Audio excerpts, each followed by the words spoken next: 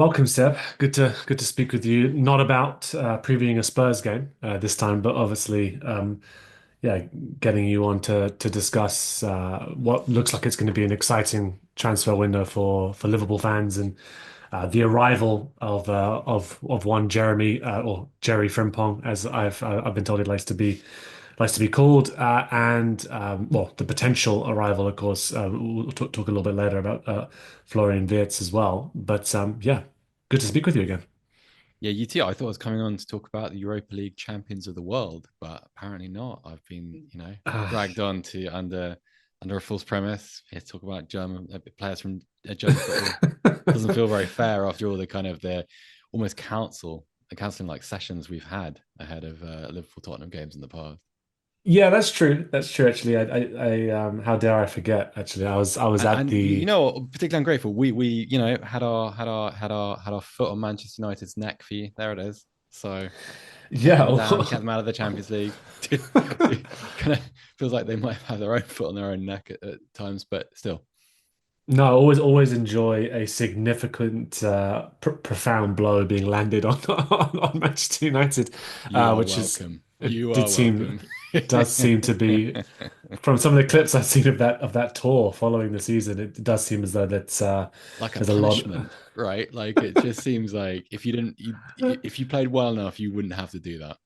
No, That's no, how even brutal. even the bus felt like it was punishment, to be honest. Goodness me. I Yeah. can't imagine. But no, we're not here to talk about the Europa League champions. But I'm very much looking forward to hearing champions of Europe. You've never sung that delivered to the Arsenal fans next season in the North London derbies. I'm sure that will be getting a recital. But yeah, as I mentioned, talking about this transfer window, which from the way it started from a Liverpool perspective, it unsurprisingly looks as though they've had their plans ready for a long time and Yeah. are now looking to move as efficiently as they possibly can to get some of these deals wrapped up. And the first one through the door is one Jeremie Frimpong from Bayer Leverkusen. And yeah, I just wanted to get your perspective. I was following some of your posts about the player whilst it was rumored, and then obviously things get confirmed. Lots has been made about sort of lots of aspects of Frimpong, his career, his attributes, his friendship with of course Wirtz, who may be following him, all sorts. But I wanted to just I suppose start with you in terms of your knowledge of Frimpong as a player, Mm. and of course his career, would have started, or he spent time in the UK, of course. But maybe we talk about his most recent form and his time at Bayer Leverkusen. But feel free to sort of start where you'd like. Yeah, well, I'll start most recently, actually. I just think he's a very unique player. I don't Hmm. think I've seen, I mean, if you look at the whole package, the range of positions he plays, his set of attributes, I don't think Yeah. there's really anybody comparable in European football at the moment. I Hmm. think it's easy to, and I have seen this from people that have obviously done a little bit of YouTube scouting since the deal was announced, but seen people describe him purely in terms of his athletic ability, which I don't think is very fair because I think one of the things that I associate with him is timing. He's always in the right place at the right time, Hmm. particularly when his team has the ball. I mean, a big part of why that Leverkusen team was so successful was because he was always the outlet that they needed him to be in the right places to stretch an opponent. But he's also a very complete footballer. He's not just a guy that's going to sit on the touchline and take defenders on. He's someone that can play in both penalty boxes, someone who at times in Leverkusen's double winning season would be their furthest man forward. Now, I think also it's worth acknowledging the kind of the improvements and the development in his game because I think I remember the first time I ever interviewed him, he was speaking about the way he was when he would come onto a chance, whether that be a goal scoring chance or a chance to create an opportunity for someone else. He said, there were times where I'm paraphrasing Harry, but I would get too excited. Like his words were like, I'd come to the box and I'd get to the edge of the box and it'd be like, I'm here now, I'm here, I'm here, I'm here. Yeah. Um, and he would snatch at opportunities. He wouldn't necessarily always take the right option. I think he's worked tremendously hard. And I know Leverkusen did as a team in improving that aspect of his game. And I think it really has improved. I think if you see some of his finishes and some of the relationships he has with individual attacking players at Leverkusen, I think you can see the fruits of that labor. I've also seen, not sure quite how to characterize this, but I just think it's quite lazy because I see a lot of modern fullbacks attacked for this. Can't defend, relies on his pace. And I think that's very fair. I think Jeremy Frimpong started life as a winger. He's always played on the right side, but he's kind of moved back, and over time he's also become someone who can play a multitude of different roles: right back, right wing back, right midfield, right wing. At times he actually played in this sort of weird number 10 role under Alonso, which was different too. I think what you see sometimes when he chases the play, when he gets caught, it's not necessarily him getting caught out of position. It's kind of um, the challenges of his role itself, and the kind of the amount of yardage he's asked to cover during a game. And so just saying, well, I can't defend, I don't really agree. I think he's worked very hard on that side of his game too. And I know, for instance, that at the beginning of this season, he employed his own, him and his team employed a private coach so that he could work extracurricularly on different aspects of his game that he felt needed to develop. So this is a guy who is enormously gifted, yes, but has a pretty decent appreciation for the game. It's very impactful as a result of it. He isn't just a physical player in terms of his speed. He's learned also, if you go right back to his time at the beginning of his Bundesliga career, I think by his own acknowledgement, he would say he would try to do too much. So he came from the top tier of Scottish football, which is a level below German football, clearly. But he would say that I sometimes try to beat two men, three men. Didn't always know when the right time was to release the pass. Also struggled when opponents would double team him and would put two different players just to say, right, well, you're not going to beat us, somebody else will have to. We're going to double you every time you touch the ball. And for him, that was an adjustment. And I think, he is one of the best ways I think to evaluate a player and evaluate the substance of a player is see how he adapts to those different types of challenge throughout his career. When he either moves to a different team or a different league or a different style, which again, of course, he will do it with Liverpool because the Premier League is a level above German football, no question. The expectations will be higher. And Leverkusen is not a big place, does not attract a lot of media attention. The only reason why, prior to them winning the title, anybody really paid any attention was because of Florian Wirtz and because of Xabi Alonso. This is not, whilst historically they have been quite successful over the last couple of decades, they occur in a media blind spot in a way that goodness Liverpool obviously do not. And so all of these challenges will be further, new things for him to overcome. But if you look at his career's pattern, that's what he does. He overcomes challenges. And I've seen a few articles and I've read a few of them, and I don't really agree with. I just think he doesn't quite get the credit he deserves for what he's done. And I think there's quite a. I don't go too far down this rabbit hole. I don't like the tendency. I don't like some of the language applied to the way some fullbacks play. And yeah, I think enough said there, right? Like I think some of it's quite Yeah. problematic, actually, to be honest.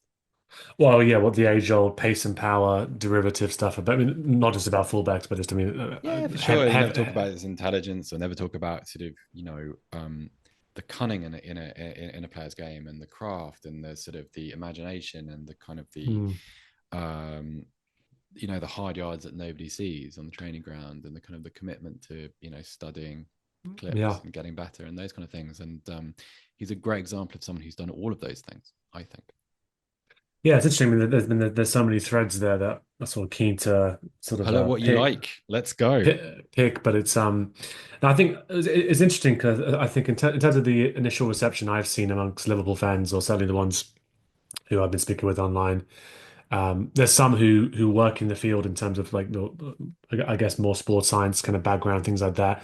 And so they have marveled actually at Frimpong, like not in a derivative way, but just oh, this guy's like physically is a marvel in terms Yeah, of I've had people talk about like of course the speed, But even just how he runs and how I think I had someone explaining to me that he just runs in a very, very efficient way, and so actually doesn't end up tiring himself out the way in which you'd see with some fullbacks who are just really bursting their gut, like for example Andy Robertson, for example, who's during his time was up and down the touchline, but I don't think ever running in maybe with the same kind of form that we see from Made the Frimpong. game look hard work, right? Like Yeah. in the most complimentary way. Like it didn't make it look easy. No, it looked like effort, right? Whereas, Hmm. yeah, Hmm. so I've heard that side, and you're right. I think the two things probably highlighted, um, I've seen the most common discussions have been to your point. Oh, he's just this. Like it's he's having to rely on his pace to get him out of trouble. He's not a good 1v1 defender. What are Liverpool doing? They're just Trent's gone. Yes, Trent was a creative marvel, but there were some questions supposedly around his. Well, actually, I would say the biggest question for me around Trent's defensive contributions wasn't his ability; it was his consistency at actually defending in those 1v1 situations. I saw Trent defend 1v1 against some of the best wingers in the world because Liverpool invariably played them. And he did very well when he wanted to. I think that was probably more the case. But you've seen fans have that discussion, right? Oh, I thought Liverpool were going to maybe like get somebody who's a bit more defensively. That was more of a focal part of his game. And so I'm interested to hear what you mentioned there about, that's unfair on the player. Yes, he might be more attacking and he may be, more famed for that side of his game. But this is somebody who you can see making that step up if the microscope is on him for in terms of his defensive contributions. And I admit I've not seen huge amounts of how he defended in the Bundesliga, but he certainly would have come up against talented wingers there as well. Yeah, no question. But I think the important point here is that where are the Yeah. modern fullbacks for whom defending is the core of their game, because it's just not the way modern football is played. If you look at like Mm. right, we both saw the Champions League final on Oh, Saturday yeah. night. Like one of the best players on the pitch, Ashraf Hakimi, and Mhm. Hakimi is nearly always one of the best players on any pitch he plays on, right? But like you don't associate defensive solidity with him. Like you look at what he provides in terms of thrust, where he appears in the box. I mean, look at the position from which he scored the first goal of the game, right? It's pretty much Yeah. the edge of the 6 yard box. Now, that's how I see Frimpong. Like, how do you help your team change attacking gears with what you do? Um, does that mean that he's gonna, does that mean that he's not gonna have sort of bad defensive moments? Of course he is. He is, and like I expect for in the first 6 months, especially so, because the speed of the game is different for him. The speed with which the Premier League is played will not. It won't be a physical challenge for him, but like mentally, emotionally, it will be different. He won't have experienced it before, so he has to be allowed to adapt and acclimatize. But it's just like, I mean, where are, like, if you look around just the Premier League, where are the fullbacks or the wing backs who are world class defenders? That's not the position anymore. That's why sometimes, you have like the number six who can drop in between your centre halves, or why you have centre backs who are just like athletic marvels, right? I don't need to tell you, a Liverpool fan, about those kind of players. But there's no one, Carl Walker at Manchester City, Trent, of course, at Liverpool, Pedro Porro at Tottenham, chucking a Spurs player in there, why not? But like they're not really there. Like I sort of look at the sort of the emergence of Miles Skelly at Arsenal. Well, we don't talk about how great and interesting and exciting he is because of what he does without the ball. It's how he plays going forward, and this is the archetype. And Frimpong is part of that. And so I think to sort of say, well, can you defend? Well, it's a sort of you sort of take him out of context when you say that. Yeah. But he'll need support. But then I think that is the kind of the role of the modern centre back too, right? Is that you have to be sure of what's happening Mm. inside your fullback. Ditto, like think about Jordan Henderson's role when he was at Liverpool during his prime, and like what Yeah. his contribution in that sort of right-sided channel when Alexander Arnold was stuck against a player. Like Mhm. that's the game now. System Yep. defenses. So I don't have any problems with him. I don't have any concerns. I think it'll be fine. He just will need a little bit of patience, I think, like anybody would. Yeah, no, I agree. I mean, I think often when I hear those kind of arguments, I mean, yeah, everything gets reduced to its simplest possible It's form now, right? ex-pro stuff. It's like stop the cross, kick him into the stand, break his legs if he tries to go past it. Yeah. Sure, but this is like that version of the game is decades old now, and Mm. it's out of date, and it's kind of it doesn't um it doesn't compare with what's actually happening on the pitch and what we all know to be true about the game.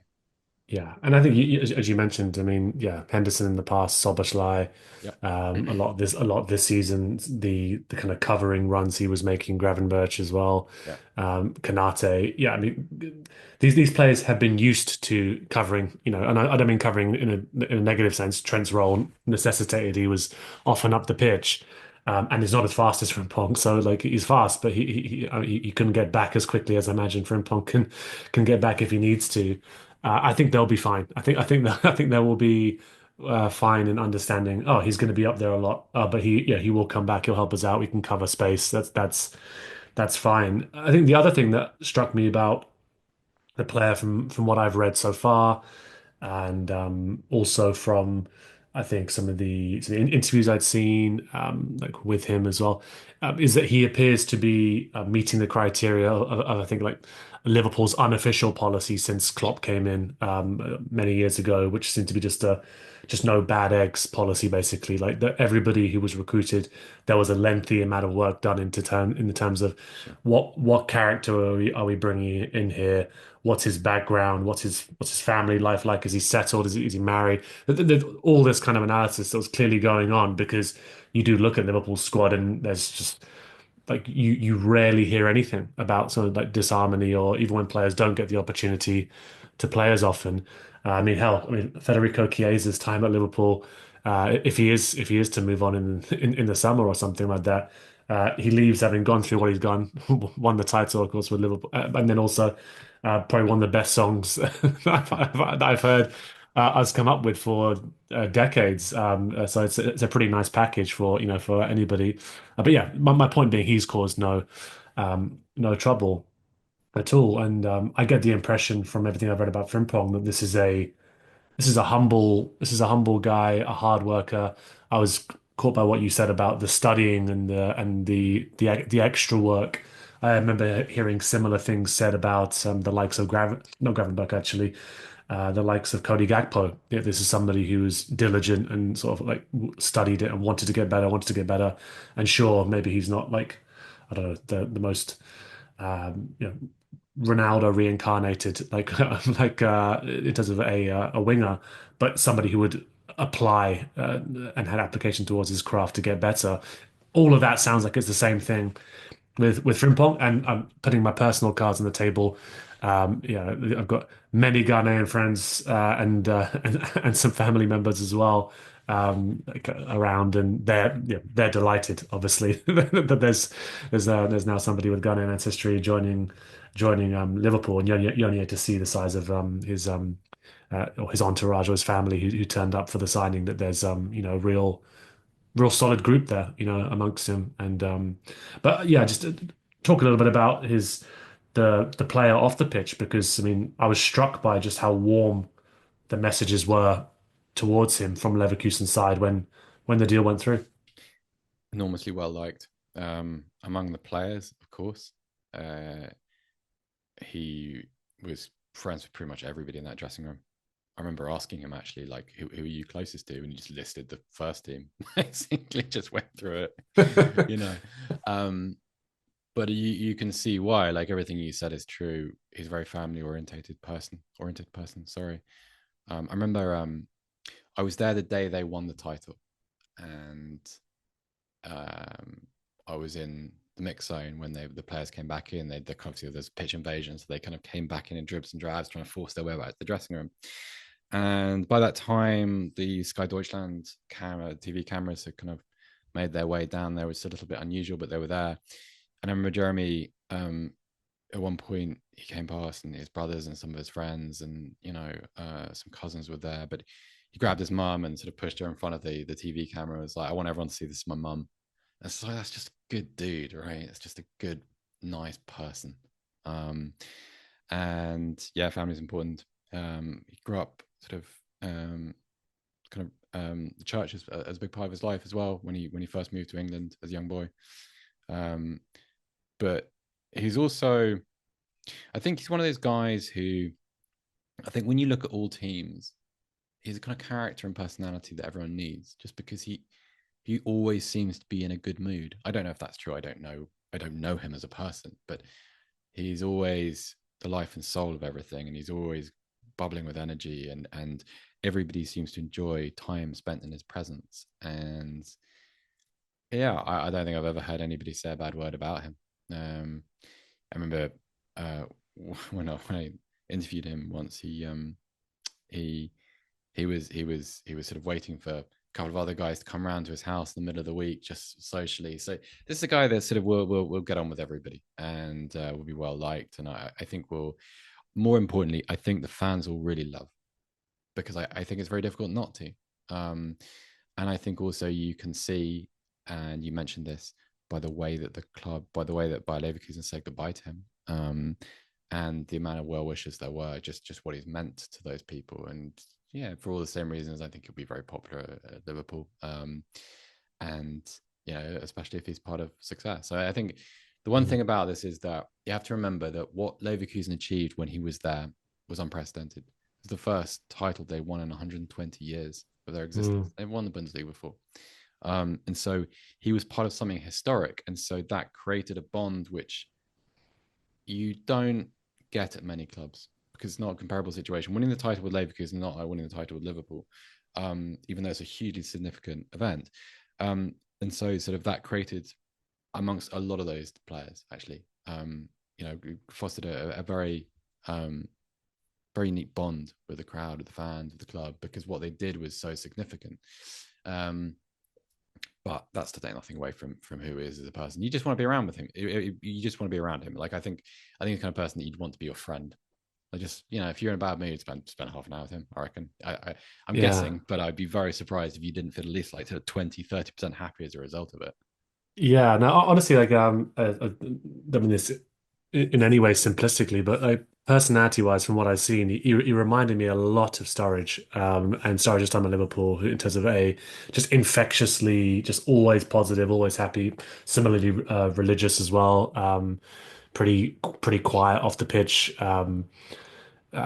supremely kind of physically talented as well. But he kind of reminds me, but also willing to joke and to do everything like that as well. So, and yeah, Sturridge, I think yeah, you can speak to most Liverpool fans, still completely adored by the vast majority of Liverpool fans as well. I think Bit of a actually tragedy, actually. That wasn't it. Sort of it what happened to his was. career. Yeah, It was for sure. Like, because I think somebody, sorry, not sure who it was. Somebody was posting random highlights clips this brilliant player. a few months ago of like games he played in like the 2014, 15, maybe actually no, the first season he arrived was against Man City, and it's just you're watching him many years back where yeah, of course there are no injuries and nothing, and it was just the amount of things he could do with the football was actually quite. I don't think he really got the credit for that. But rather than going down a Sturridge wormhole, because I'd happily do that.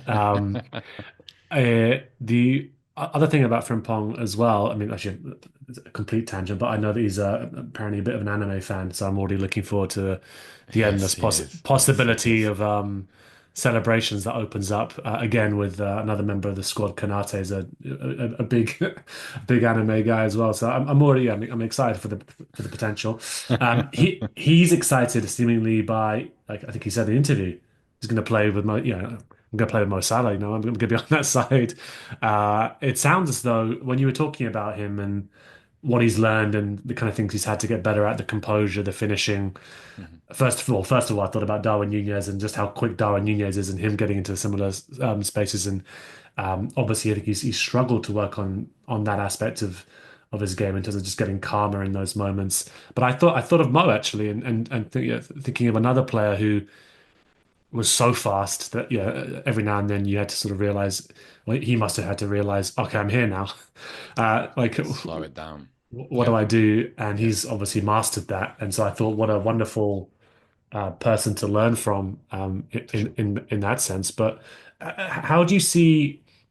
him fitting in sort of tactically with Liverpool. I mean, obviously, there's much to be decided upon, but it seems to me as though Arne Slot took a lot from those two games against PSG in particular, in the way in which Liverpool seem to be recruiting this this summer. Not to say he obviously has his own identity, his own views on things, but I look at some of the profiles of players Liverpool are targeting, and I look at PSG, certainly looked at them in the Champions League final, and when there seemed like there were potentially a lot of similarities in how Liverpool could look next season. But yeah, I just wonder what you think about how he fits in, because of course he's you know, everyone's different to Trent in terms of that how they do Yeah. play that role. Well, the first thing to say is you'll never end up having a conversation about whether Frimpong should play as a number six. That's not in your future. He's just not. He's not a distributor in that sense. He doesn't Yeah. pass the ball in the same way. Um, like his distribution uh, is simpler than Trent's. Um, I think there will be a little bit of an adjustment because I think obviously I think the key with him is from an offensive standpoint, get him to the byline, get him as far forward as possible, get him to the point where like he's going behind a fullback or a centre back because that's when they really really struggle. So how that works and the dynamic with Salah, I don't know, just because obviously there isn't really a Mohamed Salah equivalent anywhere, so it's quite hard to guess at what happens next. But particularly not at Leverkusen, where the players ahead of him were far narrower.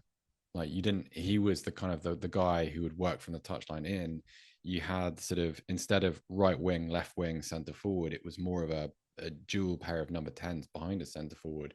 So the system was a bit different, and so he had a little bit more space. So I think there'll be a little bit of feeling each other out down that right side. But then I also wonder, Frimpong's had a lot of success just by crashing the box, becoming a player who gets into goal scoring positions. And that's, I mean, I haven't watched as much Premier League football in the last year as I have done the rest of my life, but it's not really a habit that I associate with Trent. I don't, I know that he could be a goal scorer, but I don't remember seeing him in those positions very often. The kind of positions I'm imagining. So there is going to be some sort of weaving in that has to happen.